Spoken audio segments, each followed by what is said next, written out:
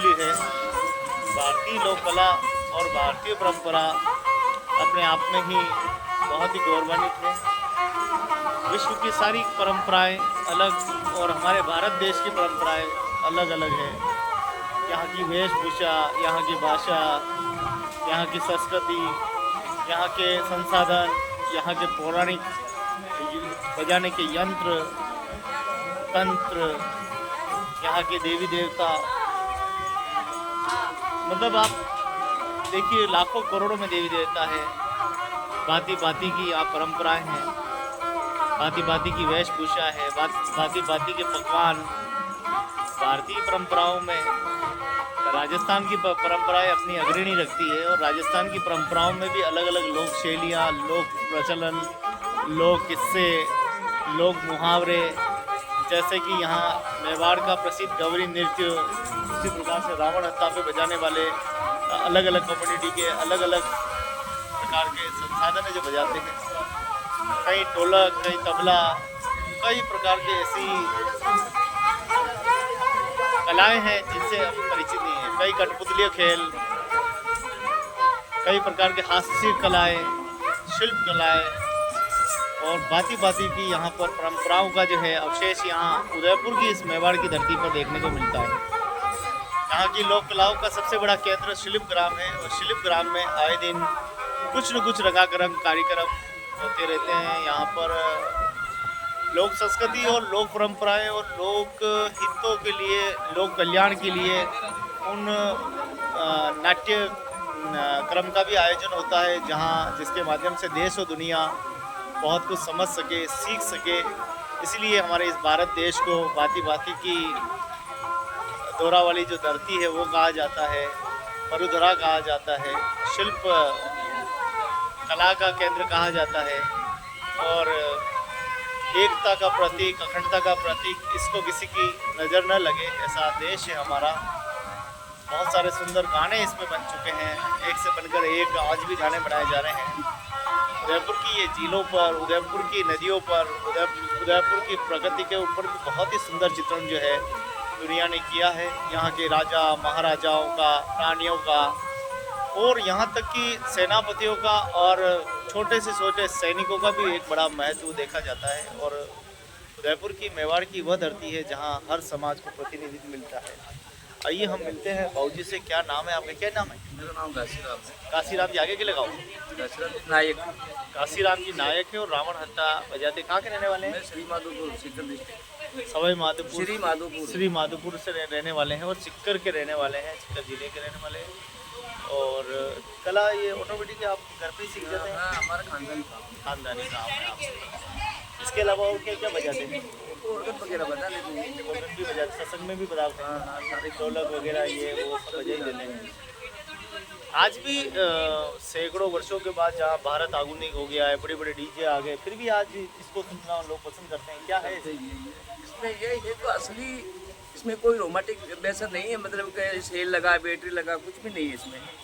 ये असली साज है रावण हत्था। अभी जो आप बता रहे बजा रहे थे वो गदर फिल्म का जो गाना है, उसको आखिर ये इतना फेमस क्यों हुआ है? क्या इसमें से? देखो ये तो फेमस गाना ही ऐसा ही है। हाँ यार, इसी गाने में हमारा ही साज बजा था। हाँ, जब सारंगी यार ये एक ही है, मतलब सेम है। मतलब कुल मिलाकर फिल्मी कलाकारों ने भी कलाकार को प्रोत्साहित किया, ये कह सकते हैं ना? बिल्कुल बिल्कुल बिल्कुल।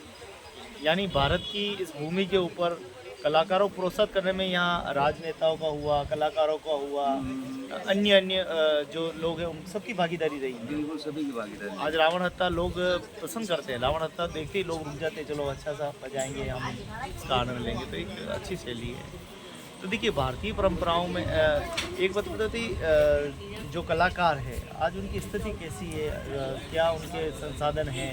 क्या उनके पास गाड़ी बंगला नौकर नहीं है हमारे पास तो कुछ भी नहीं है। तो फिर ये कलाकार अपने जीवन कैसे जी रहा है? चलता रहता है, क्या बताएं आप।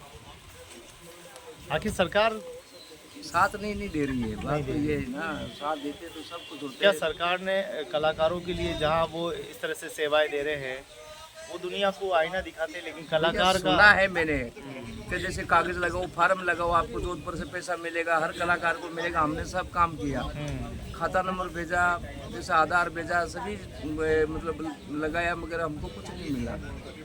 बोले आपको 5,000 देंगे, 10,000 मिलेंगे, गवर्नमेंट की तरफ से मिलेंगे, प्रधानमंत्री की तरफ से मिलेंगे, कुछ नहीं मिलने वाला। ये सब फोकटी बात हाँ, कहने में है, बाकी जुमले हैं। हाँ बिल्कुल।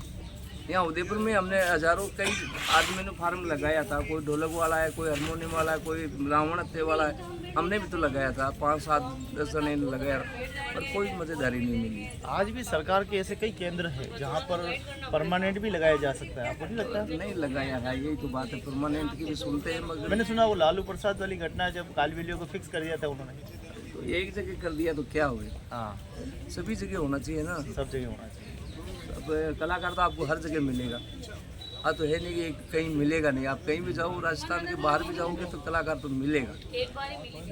अब मगर ये हमारा साथ बात तो ये राजस्थान में ज़्यादा ही है, राजस्थान का ही बना हुआ है। ये वैसे तो श्रीलंका से उपज है, रावण ने बनाया था कोई समय में, शंकर भगवान को पसंद करने के लिए अपना हाथ का बनाया था रावण था। फिर ये तो हो सकता है रामायण की तरफ में से अपने यहाँ आ गया था ये इंडिया में, तो जब से हमारे समाज वालों के हाथ आ गया, ये बजाना स्टार्ट कर दिया। अच्छा, ये इसी बात है, ये पुरानी कथा है। पुरानी कथा है। आपने कितनी पढ़ाई की? मैंने तो पढ़ाई तो कम ही की थी, मगर हम तो ये साज तो हमारा खानदानी काम है।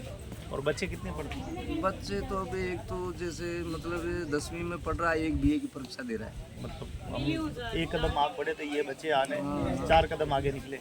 पढ़ाई हम लोगों ने जैसे भी कैसे करके पढ़ाई करवाई है, भाई कोई तो बढ़े आगे, ये बात है। ये है कलाकारों का दर्द। वास्तव में सरकार को अपनी जो साहित्य, लोक नृत्य, पूरी मिल जो रहा है, बागोर कुछ भी की नहीं मिल रहा है। हवेली का पूरा है। जैसे आज देखेंगे हम उदयपुर की विश्व पटल पे छाने वाली होटलें, यहाँ पे विश्व पटल पे आज उदयपुर मेवाड़ का नेतृत्व है। कलाकारों को भी मुझे लगता है कि सरकार को ज़्यादा नहीं तो कम से कम राजस्थान में प्रथम श्रेणी में 1 लाख की पोस्ट निकालनी चाहिए, जिसमें नए बच्चे जो हैं, पढ़े लिखे हैं, जिनके पास अच्छी डिग्री है, जिनके पास कला के अच्छा गाना जानते हैं, ऐसे बच्चों को तो सरकार को आज की तारीख में भर्ती करने चाहिए। तो ये जो आर्थिक जीवन है कलाकार का, ये थोड़ा सा सुधर सके। आज सभी कर्मचारी की भर्ती निकालते हो, आप अन्य भर्तियाँ निकालते हो, ये भर्ती क्यों नहीं निकालते? एक बार हमारी कोई सुनता ही नहीं है जी। एक भर्ती वास्तव में निकाली जाए तो एक कलाकारों का जीवन में भी एक होना चाहिए। सुखद जीवन होगा। ये भी अपने जीवन को बेहतर बना सकते हैं, और ये बेहतर ही नहीं बनाएंगे, ये वास्तव में उस भारत की रचना भी करेंगे, क्योंकि ये लोक परंपराओं को जीवित करेंगे, ये संस्कृति को जीवित करेंगे, ये अपनी जो परंपराएं हैं जो आगे कैसे निभाते आ रहे हैं, उस परंपरा को हम निभाते आ रहे हैं। फिर भी हमने सुना कि प्रधानमंत्री जी गरीब सहायता में देंगे, हमें तो कुछ नहीं मिला। ये प्रधानमंत्री जी समझ में नहीं आता। हम भी इनका समर्थन कर, लेकिन जब मुझसे उन्होंने कहा मैं गरीबों का हित करूंगा, अच्छे दिन लाऊंगा, अरे बाप रे बाप, हम तो 11 साल हो गए इंतजार करते रह गए प्रधानमंत्री जी, कुछ नहीं मिला हमें। कैसे क्या मतलब अब किस पे विश्वास करें? अभी भी समय है, अगर वास्तव में किसी के बारे में सोचना है तो सोचिए, और सभी के भारतीयों के जीवन में, भारतीयों के उस कलाकारों में, भारतीयों के उन लोगों को प्राथमिकता दीजिए जहां आवश्यकता है।